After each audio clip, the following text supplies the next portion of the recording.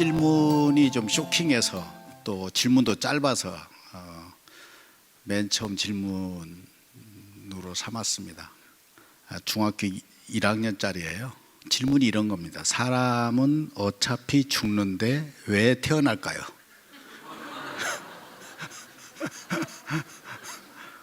중학교 1학년짜리 질문입니다. 이게 보통 문제가 아닙니다. 고은님이 이리 나와 보세요. 저하고 톡쇼를 좀 해야겠어. 제가 거꾸로 물을게요. 아침 먹고 점심 되면 다시 배고파지는데 왜 먹어? 왜 먹어요? 배고프니까. 아니, 그런데 또 점심 먹고 저녁 다시 배고파질 텐데 또 먹잖아요. 일단 배불러야 되니까. 그래. 답을 찾았잖아. 배불러야 되니까. 돈이 어차피 나중에 다 쓰면 없어질 텐데 돈을 왜 벌어요? 지금 필요하니까. 필요하니까. 다 알고 있네, 그죠? 우리 고은님이 이름도 이쁜데 고은님은 왜 태어났느냐면 어머니 오셨고 아빠도 오셨어요? 손 한번 들어보세요. 두 분이 짝짝꿍을 한 거야. 그걸 우리는 사랑이라고 그래. 사랑. 그리고 가정을 이룬 거야. 그리고 신이, 하나님이, 부처님이 선물을 주셔서 선물. 그 선물로 나온 거야. 보물로 나온 거야. 선물 받으면 좋아, 나빠? 좋아요. 좋지. 이거 선물이야. 그래서 태어난 거야. 이게 선물처럼, 보물처럼 살아야지. 배고파도 먹는 것처럼 열심히 살아. 네. 박수 한번 쳐주세요. 그래요? 네. 종교적으로는 우리가 하늘의 소명을 갖고 태어납니다. 태어날 이유가 있는 거죠. 역할이 필요한 것이죠. 절대 낙심해서는 안 되고 부모님이 여기 다 부모님 덕에 나오셨잖아요. 부모님 덕에 부모의 사랑의 선물로 태어난 것이니까 우리 나중에 고은님도 좋은 선물 많이 애국을 하세요. 나중에 요즘엔 애국이 그거야. 네. 두 번째 질문도 좀 쇼킹해요. 아무것도 배울 수 없는 여행을 가야 하나요? 재미있기도 하고 함께 나눌 만한 질문이어서 또 뽑았습니다. 전제가 잘못되어 있어요. 아무것도 배울 수 없는 여행은 없습니다. 어떤 여행이든지 배울 게 많습니다. 요즘에는 다 유복하게 태어나니까 고생들을 하지 않아요. 고생을 하지 않으니까 사서 고생을 해야 됩니다. 사서 고생을 하는 것이 여행이에요. 경험, 직접 경험이죠. 자기가 발을 걸어서. 그래서 걷다 보면 간접 경험, 다른 사람의 삶, 다른 사람의 문화, 다른 사람의 역사 이런 것들을 배우게 되는 거죠. 견문이 넓어지는 것입니다. 그래서 여행은 돈 주고 사서 고생하는 배움입니다. 그래서 여행을 떠나는 거예요. 여행을 많이 가셔야 됩니다. 오늘 여기에 오신 것도 여행입니다. 직접 자기 발로 오셨잖아요.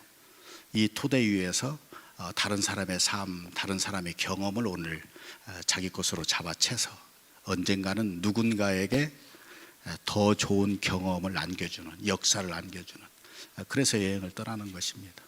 우리 체리님께 박수 한번 쳐주세요.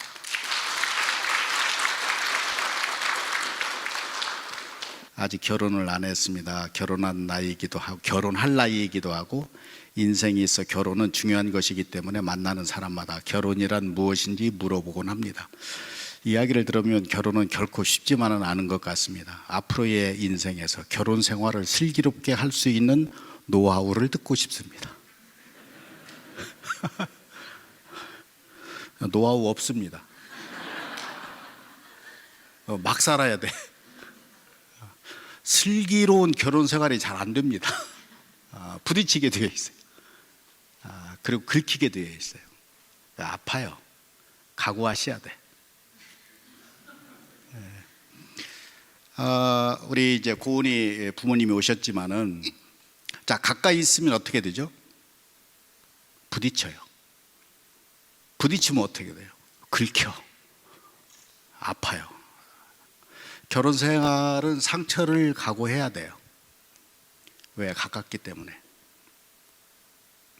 멀리 있는 사람하고는 부딪힐 일도, 긁힐 일도, 아플 일도 없습니다. 그 각오하셔야 돼요. 그런데 사실은 그곳에서, 그 부부 사이에 생겨나는 갈등과 다툼과 아픔에서 우리는 내적인 성장을 하게 돼요. 그러다가 고은이 같은 좋은 선물을 얻게 되는 것입니다. 그래서 부부 생활을 엮어가는 그 과정이 우리 인간의 완성해 가는, 어찌 보면 우주의 완성, 천지 창조의 완성, 그런 궁극의 점을 향해서 가는 어려운 여정이에요. 도전해 볼 만한 것입니다. 각오되어 있어요? 근데 연습을 많이 해야 돼. 많이 깨져봐야 돼. 연애를 많이 하시는 게 좋습니다. 미혼 때는 그게 특권입니다. 네. 그래야 직관도 생기고요. 두 개를 묶었어요. 비슷한 질문이기도 하고 함께 대답하는 게 좋을 것 같아서, 나를 어떻게 찾을 수 있나요? 이 질문입니다. 참 어려운 질문입니다. 제가 나를 못 찾아서 여기 앉아 있습니다. 결혼 28년 만에 처음 혼자 여행을 왔습니다. 깊은 사송달샘이라 가능한 것 같습니다. 산티아고 순례 여행을 꼭 고도원 작가님과 떠나려고 계획하고 있는데 벌써 마음이 설레입니다. 잘 알고는 있지만 어떻게 살아가는 것이 답인지, 열심히 살았지만 늘 되묻게 됩니다. 이곳에 오는 것도 여행을 큰돈 들여 가는 것도 사치라고 여기는 사람들을 볼 때, 그래도 저는 자꾸 아침 편지 프로그램에 모두 참여하고 싶어서 마지막 올해와 새해를 맞이해서 내년을 힘차게 시작할 것 같습니다. 어떻게 살아가는 것인가, 나를 어떻게 찾는 것인가.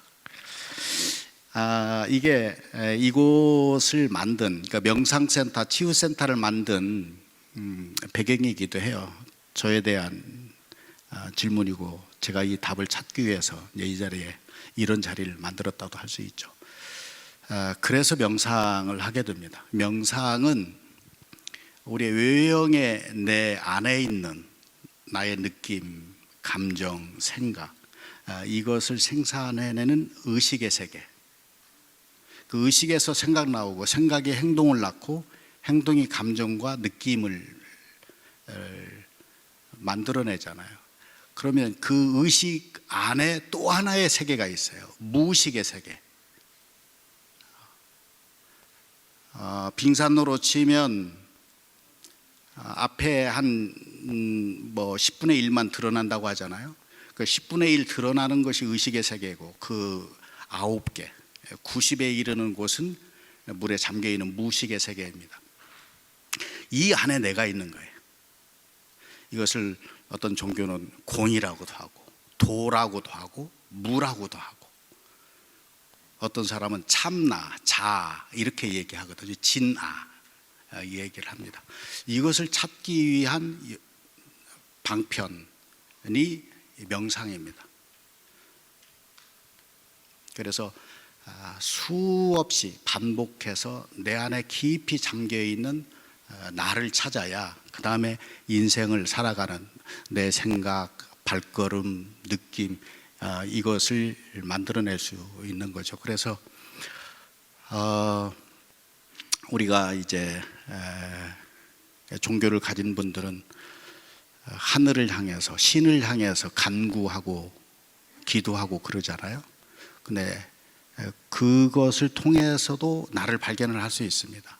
어떤 답을 들을 수는 있어요. 그런데 내 안에 있는 깊이 있는 무의식에 잠겨있는 참나, 구별을 하는 게 좋죠.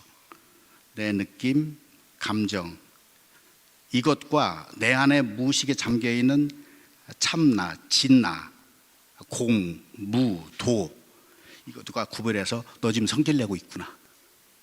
너 느낌이 좋지 않구나. 그런데 나는 흔들림이 없어. 늘 무야. 비어 있어. 이렇게 돼야 분리되면서 진짜의 나를 발견할 수 있습니다. 그러니까 중심이 흔들리지 않게 되는 거예요. 그래서 명상을 열심히 하시기 바랍니다. 두 분 답이 됐는지 모르겠네요. 박수 한번 쳐주세요. 네.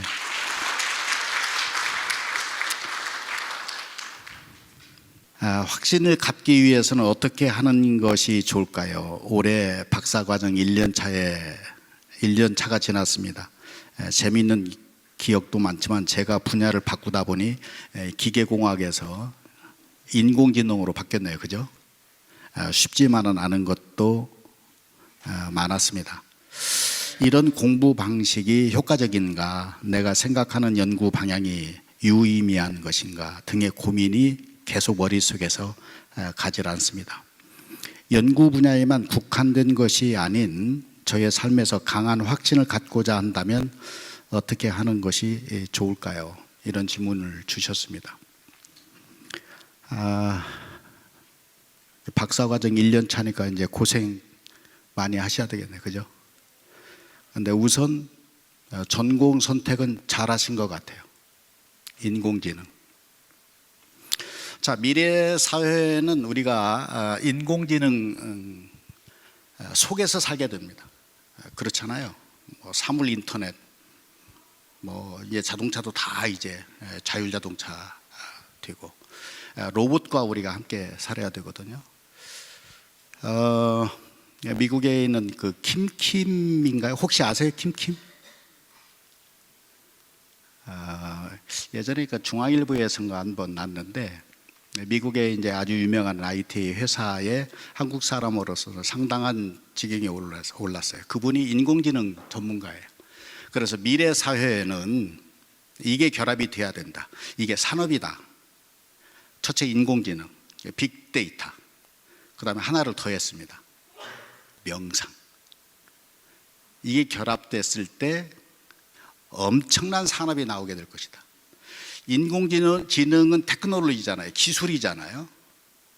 그런데 발전을 해도 궁극적으로 그것을 조정하는 것은 누구예요? 그것을 누리기도 하지만 그걸 디자인하는 사람은 누구예요? 사람입니다. 아무리 인공지능이 발달해도 우리의 감정과 느낌과 생각까지 컨트롤하지는 못할 겁니다. 그래서 아까 말씀드린 것처럼 그 명상의 깊은 것과 테크놀로지와 결합시키는 것, 이것이 미래의 산업이라고 보는 거죠. 상상을 해보세요. 저도 이런 생각을 해요. 자, 제가 집을 딱 나가요. 그럼 삐삐 울립니다.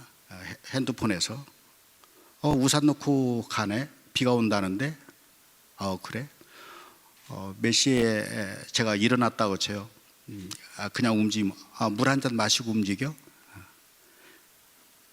그런 사이에 우리 살고 있잖아요. 근데 감정까지 읽어낸단 말이죠. 딱 봤어. 상상해보는 거예요. 핸드폰을 딱 거울로 봤어. 얘가 대답을 하는 거예요. 너 어제 싸웠구나.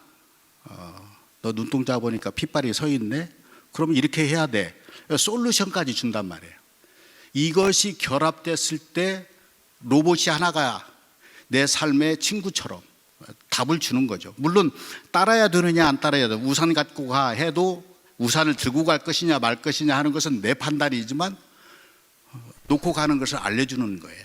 이 사회에 살고 있는 것입니다. 그래서 우리 박성훈님께서 전공을 잘 선택했다 생각하고요. 물론 이제 기계공학도 결국에는 이걸 또 기계로 만들어야 되니까 의미가 있지만 잘 선택하신 것이 아닌가 이렇게 생각이 되고, 그 시대의 흐름에 맞는 선택을 했으면 확신 가지시고 열심히 하셔서 좋은 박사가 되기를 바랍니다. 나중에 우리 명상하고 연구할 때 저희가 필드를 제공해 드릴 테니까 좋은 로봇 한번 만들어요. 네. 박수 한번 쳐주세요. 네. 꿈과 희망의 색은 동색인가요? 같은 색이냐 이렇게 물었습니다. 꿈이 있어야 꼭 성공할 수 있는 건가요? 네, 앞질문부터 함께 생각해 보겠습니다. 꿈과 희망은 동색입니까? 이렇게 물었습니다. 동색일 수 있습니다. 목표, 방향이라는 차원에서는 동색입니다. 같은 색입니다. 그런데 총천연색입니다. 다 다릅니다. 꿈과 희망에도 구분이 있어요. 크게는 이런 것입니다. 이타적이냐 이기적이냐, 욕심이냐 비전이냐, 이런 차이가 있는 거죠. 전혀 색깔이 다른 것입니다. 같은 이타적인 것이라 할지라도 인공지능 전문가가 하는 것과 기계공학 전문가가 하는 꿈과 희망의 목표는 전혀 다른 것이죠. 그런데 궁극의 점이 하나 있습니다. 궁극의 점. 이건 누구에게나 일치하는 거예요. 그게 제가 말씀드리는 꿈 넘어 꿈입니다. 자, 인공지능 박사가 됐어요. 농장 주인이 됐습니다. 그 꿈을 이룬 다음에 내가 목표했던 방향을 설정을 했던 그곳에 도달한 다음에 어디로 갈 것인가의 방향이, 그 중심이 이타심을 가질 때, 나에게도 좋은데 다른 사람에게도 좋은 거, 나에게도 행복인데 다른 사람에게도 행복의 징검다리 역할, 디딤돌이 되는 것, 그것이 꿈 넘어 꿈입니다. 꿈 넘어 꿈은 동색이에요. 이타성을 띠는 것입니다. 나에게도 좋은데 다른 사람에게도 좋은 것입니다. 불교에서 자리 이타 이런 얘기 하거든요. 나에게도 이로운데 다른 사람들이 이로운 거. 자, 의사를 꿈꿨어요. 왜 의사 되려고 합니까? 안정적이잖아요. 돈 많이 벌잖아요. 이것은 이기적인 것이죠. 자기 중심이죠. 그런데 의사가 된 다음에 좋은 힐러가 되겠다. 그러면 의사가 되지 않아도 힐러의 길은 많습니다. 그래서 의대에 떨어져도 낙심하지 않아요. 왜? 다른 방식으로 돌아서 총천연색인 다른 색깔의 길을 걸어서 궁극의 힐러가 됐을 때는 만나는 거예요. 꿈이 있어야 성공할 수 있는 건가요? 물었습니다. 성공할 수도 있고 어마어마하게 실망하고 실패할 수도 있습니다. 그래서 꿈을 갖는다는 것은 성공과 실패를 향해서 가는 것이 아닙니다. 그러니까 꿈의 길을 가는 거예요. 뒤따라오는 것이 성공일 수도 있고 실패일 수도 있습니다. 그러니까 실패해도 의미가 있습니다. 왜? 그 다음에 또 다른 이타적인 꿈을 꿀 수 있기 때문에. 그래서 성공이 목표이고 돈이 목표이고 하면 뒤따라오지 않습니다. 좋은 꿈을 갖고 꿈 넘어 꿈을 꾸고 갔는데 돈이 뒤따라오고 성공이 뒤따라올 때 우리는 훨씬 더 평화로운 아름다운 인생을 걸어갈 수 있다, 이렇게 말씀드리고 싶네요. 함께 나누며 가는 삶에 대해 어떠한 철학을 가지고 계신가요? 철학까지는 아니고 이건 기본이라고 생각합니다. 우리가 함께 가야 되는 거예요. 그래서 아까 말씀드렸잖아요. 뭐라고 그랬어요? 공명지조. 우리 같을 공, 그 다음에 생명할 때 명자, 지조, 세조자입니다. 그래야 함께 삽니다. 공멸하지 않습니다. 자멸하지 않아요. 나만 살고 상대방이 죽는 방법은 없습니다. 그래서 우리 역사적으로 남북 문제도 잘 풀려야 되고요. 쟤들만 죽고 우리만 살지 못합니다. 일본과의 문제도 잘 풀려야 되고요. 경제 문제도 잘 풀려야 되고, 그렇습니다. 20대로 돌아간다면 대학 졸업 가로 열고 이렇게 썼어요. 어떤 일을 하고 싶으신가요? 이렇게 물었습니다. 돌아가고 싶지 않습니다.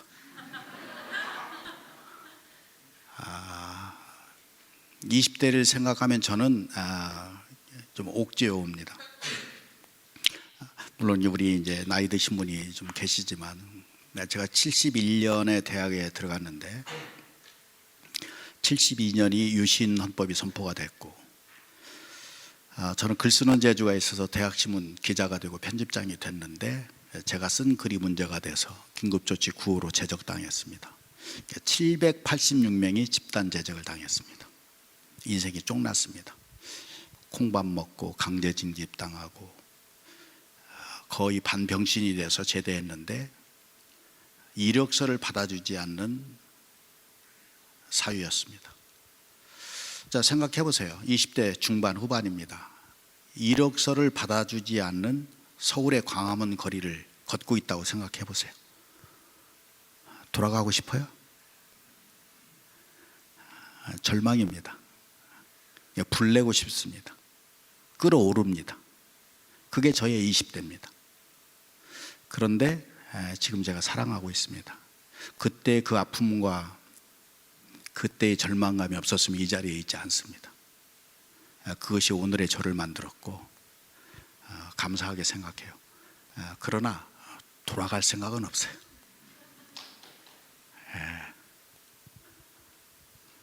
10대로는 돌아가고 싶습니다. 10대로는 제가 짝사랑한 소녀를 5년 동안 사랑했는데 그게 저로 하여금 셰익스피어를 만들었던, 셰익스피어 책을 열심히 읽게 했던 동기가 됐어요. 지금 20대이신 분들은 좋은 세상에 살고 있습니다. 무한대의 세상입니다. 이력서 안 받아줘요? 좋은 시절 보내시길 바라요. 우리 박수 한번 쳐주세요. 안녕하세요. 올해 57세의 직장인 엔지니어링 업체의 전무님이십니다. 2, 3년 전부터 직장과 가정생활에서 내려놓음과 비움을 실천하고자 나름대로 노력을 하고 있으나 지금까지 실천을 하지 못하고 있습니다. 어제와 오늘의 생각이 다르고 아침과 저녁의 생각이 달라지는 현실을 느끼면서 내려놓음과 비움을 위해 가장 먼저 필요한 것이 무엇인지 가르침을 받고 싶습니다. 제가 가르쳐 드릴 수 있을까요? 여기가 천체방입니다. 천체방. 하늘의 기운, 천년의 꿈이 담겨 있는 방이다 해서 천체방이에요. 이 아랫방이 빛의 방입니다. 비움과 채움의 방. 이 명상센터의 핵심이 비움과 채움입니다. 명상을 시작하십시오. 자, 비움과 채움은 우리가 호흡을 할 때 바로 깨달을 수 있어요. 명상에서 우리 몸을 이완시키기 위한 첫 단계가 호흡이거든요. 호흡을 통해서 우리가 이완합니다. 그 호흡은 길고 깊고 고요하고 가는 호흡입니다. 긴 호흡, 고요한 호흡 들이쉬고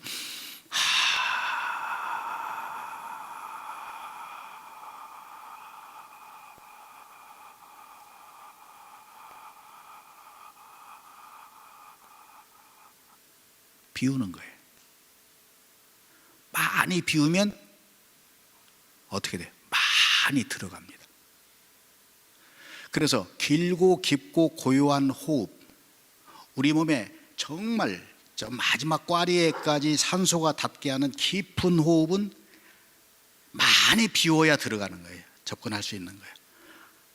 그래서 들숨과 낮숨 가운데 비우는 것이 먼저예요. 그러면 들어가는 것이 커지는 거예요. 들어가는 것이 커지면 다시 비우는 것이 길어집니다. 이것을 이제 반복하게 되면 깨닫게 돼요. 삶의 원리도 마찬가지라고 생각해요. 내가 많이 비우면 채워집니다. 채워지는 것은 아까도 이제 잠깐 그런 얘기를 했는데 뒤따라오는 것입니다. 이 기프사스 옹달샘도 첫 단계는 저의 비움에서 시작됐고 이 자리에 오늘도 저에게 정말 제가 장학재단을 꿈꾼다고 하니까 어느 한 분 이 자리에 계십니다. 교실 하나의 이름을 이렇게 제가 달아드리기로 했어요. 상당한 거금을 주셨습니다.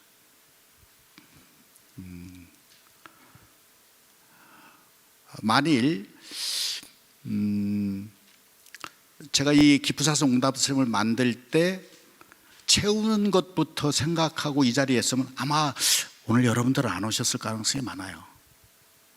와 보니까 이곳이 한 사람의 어떤 체험을 위한 것이 아니고 많은 사람들을 채워가는 공간이구나, 이런 믿음이 생기셨기 때문에 오시지 않았나 이렇게 생각합니다.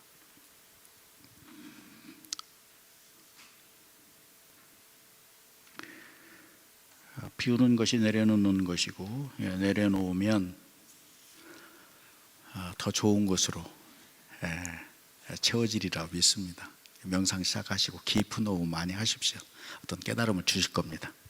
우리는 인생에서 수많은 위기들을 마주하게 되는데 유명한 문장 중에 위기를 기회로 만들어라 라는 말이 있습니다.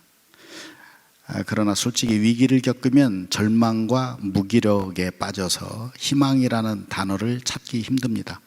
어떻게 하면 위기를 기회로 만들 수 있고 위기가 나에게 다가왔을 때 어떻게 헤쳐나가야 할까요? 인생에 있어서는 고점과 저점이 있어요. 고점. 제가 링컨 학교에서 이야기하는 것입니다. 고점은 행복했던 시간이에요. 유복했던 시간, 배부르고 따뜻하고 만족했던 시간들입니다. 저점은 거꾸로예요. 위기입니다. 절망이에요. 좌절입니다. 죽고 싶었던 순간들입니다. 그런데 이 고점과 저점이 함께 있어야 선이 만들어집니다. 고점으로 머물면 그냥 행복했던 순간이에요. 저점으로 머물면 그냥 절망의 시간이에요. 근데 이게 연결되는 순간 선이 되면서 꼴이 나옵니다. 꼴. 그림이 그려져요. 노래가 나옵니다. 이야기가 만들어집니다. 그래서 이 이야기는 고점과 저점이 굴곡, 춤을 춰야 다이나믹해져요. 흥미로워집니다. 재미있어져요. 그래서 고점만 계속 지키면 그 선을 이어도 단조로우니까 소설을 써도 안 팔립니다. 재수가 없어.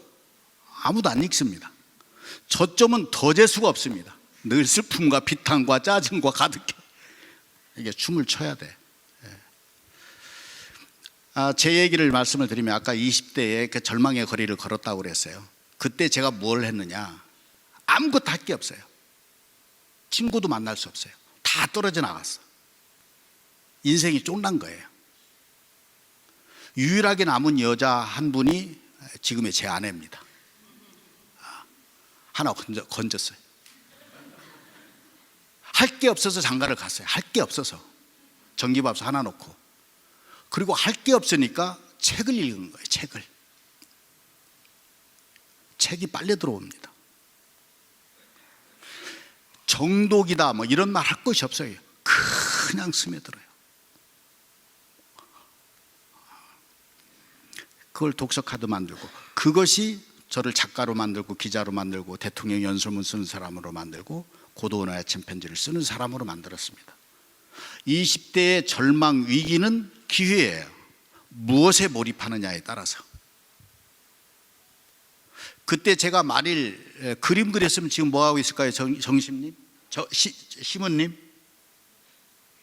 제가 그때 노래했으면 뭐하고 있을까요?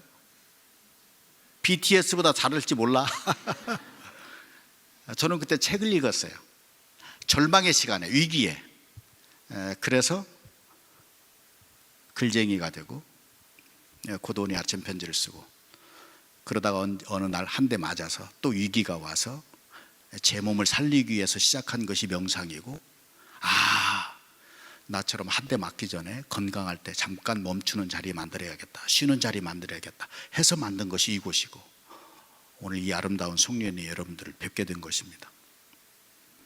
위기는 무엇에 몰입할 것인가에 따라서 기회로 바꾸는 거예요. 우리 박수 한번 쳐드릴까요? 네.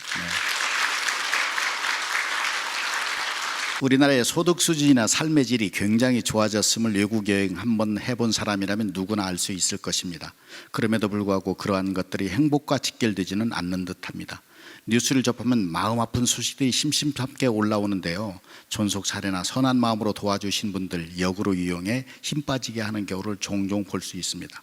사회의 어두운 부분만 보여줘서 그런 걸까요? 행복한 뉴스, 감동 뉴스 이런 것들을 많이 전하여 행복한 마음들이 더 많아지는 따뜻한 세상을 만들기는 어려울까요? 이건 제가 무슨 답을 드리기 위해서 꾸은 것이 아니고 같이 꿈꾸고 희망하자는 뜻에서 뽑았습니다. 박수 한번 쳐드리세요.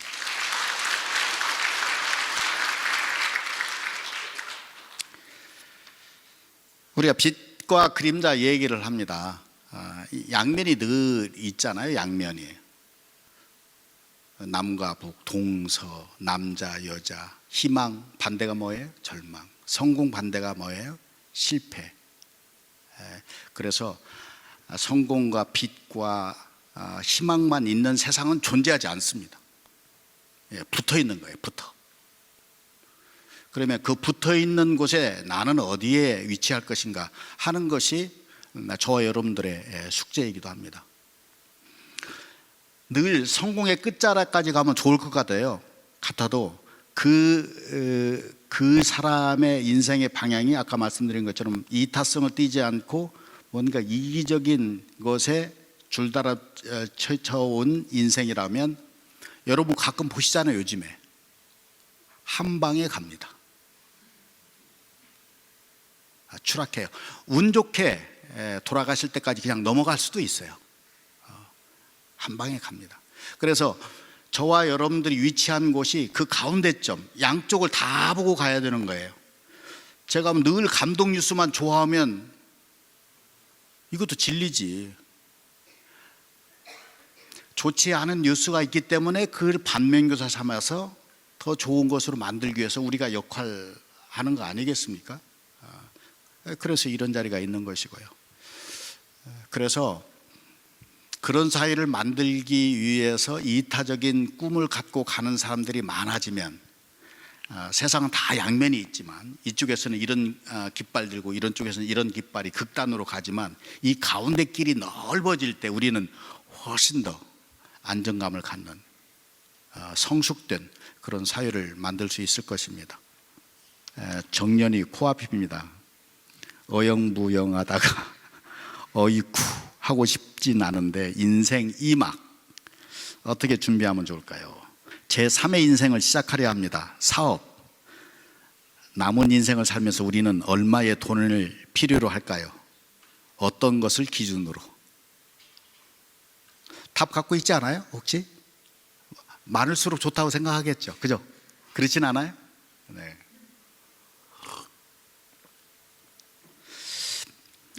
인생의 2막 3막, 돈이 우선이 아닙니다. 돈. 또 저 얘기할게요. 이 깊은사서 옹달샘 꿈꿀 때 충주시청에 가서 기자회견을 했어요. 이만한 자료가 지금도 있습니다. 발표를 한 거예요. 목표는 20년이다. 근데 예산은 800억이다. 별로 안 놀라시네. 그러니까 이게 충주시의 그 시청 출입 기자들이 나중에 그런 얘기를 했다고 그래요. 충주에 고급 사기꾼이 한 분 오셨다. 황당한 거죠. 그때 제 친구 하나가 이제 농담 삼아서 이런 얘기했으면, 야, 거창한 꿈이야. 큰 꿈이네. 야, 800억? 1년에 1억씩 모아도 800년 걸리네. 800년 걸렸나요?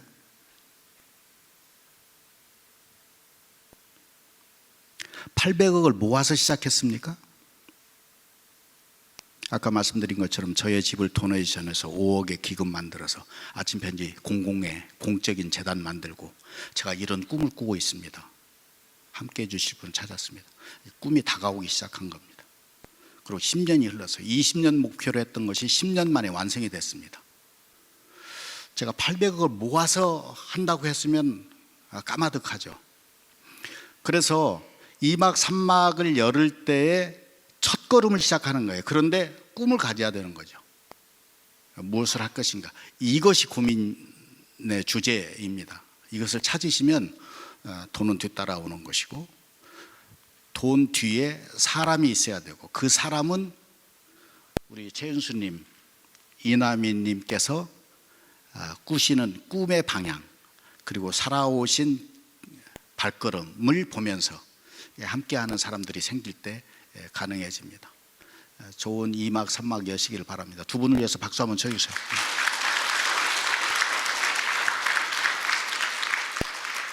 나의 인생에 있어서 아이들을 낳고 기르며 각자의 길을 걷고 있는 딸, 아들이 이제는 나의 손길을 떠나 홀로 서기를 하고 있는데, 이젠 나의 인생을 어떻게 펼쳐나갈지, 어떻게 하면 나의 미래의 날들을 멋지게 살 수 있을까, 도움의 말씀 부탁드립니다.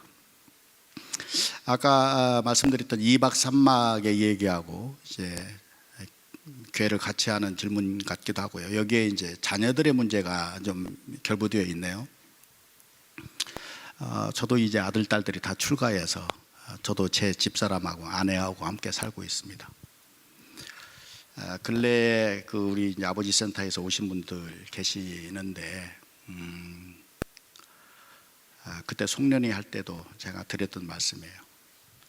그때 제목이 아버지와 아들이라는 제목이었습니다. 오늘 제가 이 자리에 있게 된 것을 돌이켜 보니까 우리 아버님이 계셨다. 아버님이 회초리로